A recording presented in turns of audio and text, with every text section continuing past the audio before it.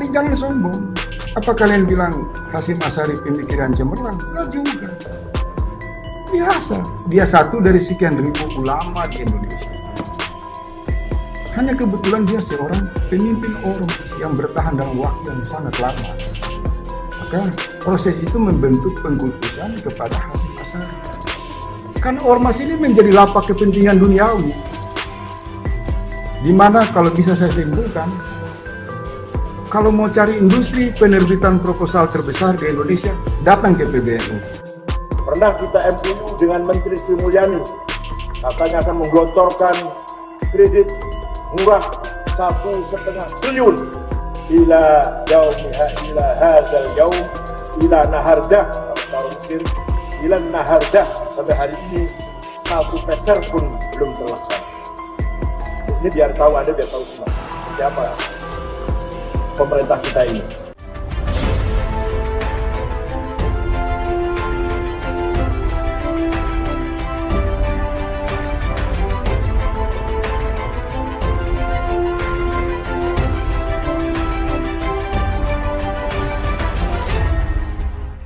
Tonton video ini sampai selesai agar Anda tidak gagal paham.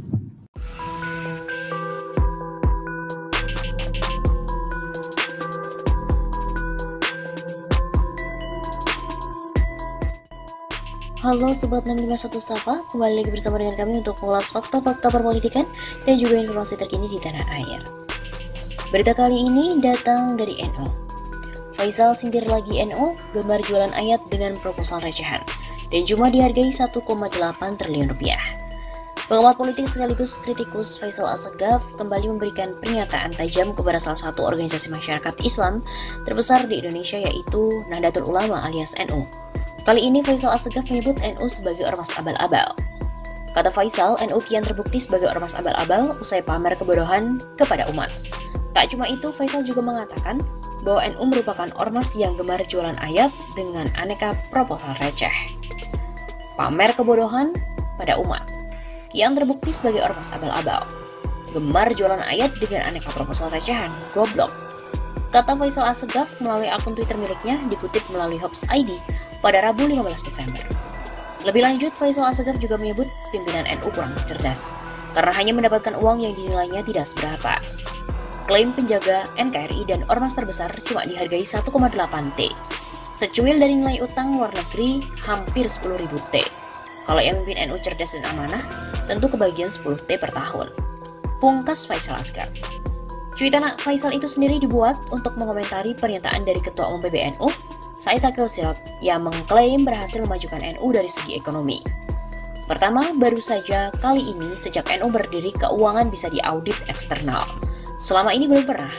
Waktu saya baru masuk ada uang 500 juta rupiah. Sekarang ada 1,8 triliun rupiah, bisa dicek. Kata Said Akil, saya dorong semua lembaga jalan tanpa intervensi saya. Saya beri motivasi, bekerja sesuai program yang mereka tanggung jawab. Di segi pendidikan, Said Akil menerangkan NU punya 43 perguruan tinggi yang ada di bawah Badan Hukum NU, serta beasiswa dari NU yang terus berkembang setiap tahunnya. Selain itu, Said Akil membeberkan ada 8 rumah sakit di bawah pengelolaan NU selama masa jabatannya dan semakin banyak pula wakaf tanah yang diterima NU. Dia mengatakan masih banyak cita-cita lainnya yang ingin segera diwujudkan di dalam NU, termasuk membangun rumah sakit dan perguruan tinggi di tiap cabang NU, serta digitalisasi di lingkungan NU. Sebelumnya diberitakan, Ketua Umum Pengurus Besar Nahdlatul Ulama, Said Akil Sirot mengungkapkan pencapaiannya dalam memimpin NU selama 10 tahun terakhir.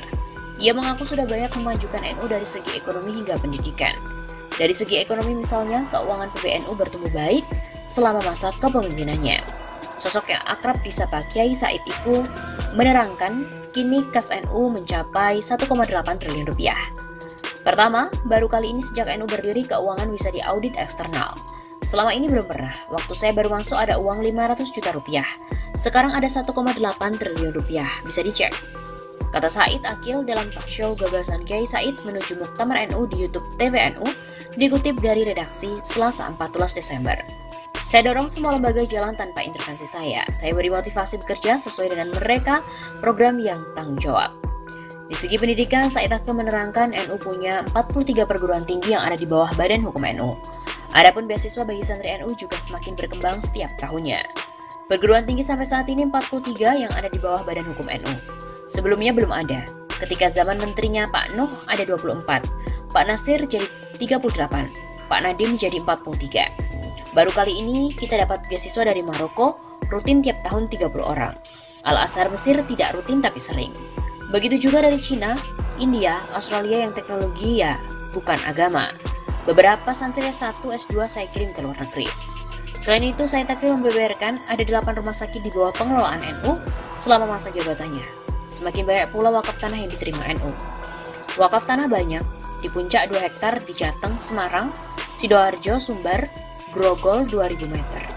Kepercayaan ini dengan harapan tanahnya berkah untuk pesantren. Di Kuningan, Jabar 4 hektar. Setengah sudah kita bangun pesantren NU. Said juga memastikan apabila dirinya menjabat lagi sebagai ketum NU di periode mendatang, akan lebih banyak perubahan positif di NU. Ia mengungkap masih banyak cita-cita yang ingin diwujudkan, misalnya membangun rumah sakit dan perguruan tinggi di tiap cabang NU. Saya belum puas untuk capaian ini, pengiriman beasiswa kita tingkatkan lagi terutama ke Amerika Serikat, Eropa, Australia, Jepang, Korea yang teknologi, yang agama dan Maroko, Mesir, terus jalan juga sehingga sepulangnya dari luar negeri pelajar-pelajar akan jadi kader NU yang berwawasan luas, cerdas, di samping kita bangga dengan lulusan pesantren. Ia juga menargetkan pengembangan digitalisasi di lingkungan NU, serta keterbukaan akan arus globalisasi tetap di bawah kontrol kiai dan ulama, tapi tidak liberal. Kalau liberal ya sangat berbahaya. Untuk diketahui, PBNU akan menggelar Muktamar ke-34 pada 23 sampai 26 Desember mendatang. Salah satu agenda penting dari Muktamar yakni pemilihan Ketua Umum PBNU yang baru. Saat ini ada 2 calon kuat yang akan maju untuk Muktamar, yakni petahana Kiai Said dan juga Yahya Khalil Stakuf.